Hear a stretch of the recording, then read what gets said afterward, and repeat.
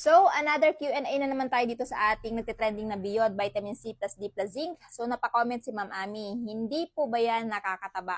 So, ito pong Beyond Vitamin C plus D plus Zinc, hindi po siya nakakataba dahil hindi naman po siya appetite stimulant. So, yung ginagawa po nitong vitamins na to, nagpapaboost po ito ng immune system natin para hindi tayo madaling kapitan ng sakit. So, maganda to para doon sa mga mahihinang immune system, kagaya ng mga senior, or di naman kaya doon sa mga palaging puyat, or sadyang talagang mahina lang yung immune system ninyo na konting ulan, ubo, kunting ulan, sinisipon or kunting ulan nilalang na tayo. So, highly recommend dapat ito yung i-take ninyo everyday. At ang kinaganda dito, since may vitamin C nga po ito, nakaka-glow din po ito ng skin. Since alam naman natin na ang vitamin C ay ang responsible sa collagen production ng ating katawan, kaya naman aside sa nabubus yung immune system ninyo, nag-glow pa kayo.